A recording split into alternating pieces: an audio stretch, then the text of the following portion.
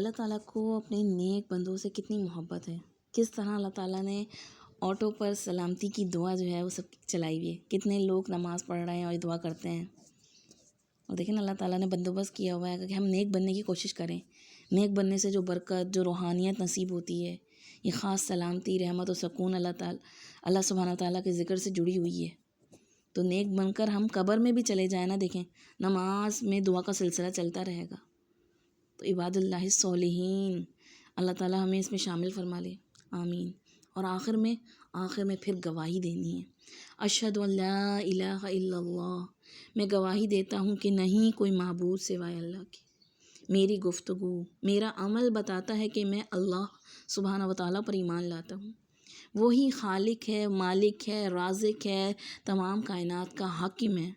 میں صرف اللہ سبحانہ تعالیٰ کی اطاعت کرتا ہوں زندگی کے تمام معاملات میں، اور صرف اسی سے مدد مانگتی ہوں، اور سب سے زیادہ محبت اللہ سبحانہ تعالیٰ سے کرتی ہوں. ہم گواہی دے رہے ہیں، اے اللہ میری مدد فرما دے اپنی عبادت کرنے میں. سوچے کتنی بار اپنے نفس کو ہم الہ بنا لیتے ہیں، اللہ کا حکم توڑ کر نفس کی خواہشات کو ترجیح دے دیتے ہیں. تو سوچیں اور اچھے لوگوں کے ساتھ بیٹھیں جو اللہ کی اطاعت کر رہے ہوں، تاکہ آپ کو بھی رب کی اطاعت میں آسانی ہو. کیونکہ ماحول کا بہت اثر ہوتا ہے. بعض وقت ہم چاہتے بھی ہیں اس راستے پہ چلنا، اللہ سبحانہ تعالیٰ کی فرما برداری کے راستے پہ چلنا، لیکن آس پاس کا ماحول ایسا ہوتا ہے کہ وہ ہمیں ٹریپ کر لیتا ہے اور ہمیں کھینچ کر لے جاتا ہے دوسری طرف.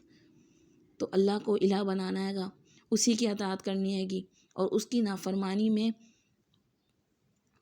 اس کو نافرمانی کر کے اس کو ناراض نہیں کرنا ہے گا. واشہد ان محمدًا عبدہ ورسولہ، اور میں گواہی دیتا ہوں کہ محمد صلی اللہ علیہ وسلم اس کے بندے اور اس کے رسول ہیں.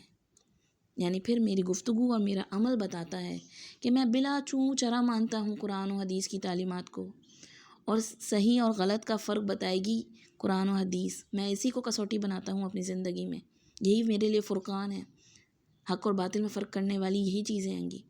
میری پسند اور ناپسند محمد صلی اللہ علیہ وسلم کی باتوں کے مطابق ہوگی، اور میں محمد صلی اللہ علیہ وسلم سے سب سے زیادہ محبت کرتا ہوں. اور دیکھیں نا، عبدہ و رسولہ، کیونکہ سب سے بہترین بندے جو ہیں وہ محمد صلی اللہ علیہ وسلم ہیں، اور وہی ہمارے لیے رول ماڈل ہیں.